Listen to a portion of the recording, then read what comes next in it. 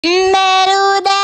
Hari ini masih kayak mau seharian jajan bakso lagi. Tanya sih kami wangi tukang bakso anu keur pirang ngaranna teh bakso sapi saliwang nu aya di Batos cenah heueuh. Lihat di FYP TikTok mah lokasina teh di food court lantai 3 balubur nyanggeus kus kami langsung dijuk-juk tak ke lantai 3 naik eskalator jeung naik tangga barang ditinggali teh bener aya di lantai 3. Eueuh ternyata hargana teh murah moal deui 12 ribuan aja anu nyieun prasarana mah tah ieu kuah beureum ieu ngarana teh kuah saliwang cenah heueuh. Basona ge berdaging pisan aya bakso urat jeung bakso cincang nambah tetelan oge nambah 10.000 samentung si kaki ya. Pas dimakan teh alas ya bakso urat teh bener-bener berdaging nyakrek padat definisi bakso sapi beneran yang sesungguhnya no tipung-tipung iya mah. Apalagi sambil dibanjurkan ke kuah saliwang nah wah bener-bener mantep pisan barudak bener-bener gurih rada berempah terus harum deui. Idik mah 50 juta kali barudak ieu teh salah aing mah pangsit saloba ieu hargana mung 12 ribuan kuahna lekong ngeuna bener-bener seger pisan we lah. Kalau pengen kuah original juga di sini juga ada.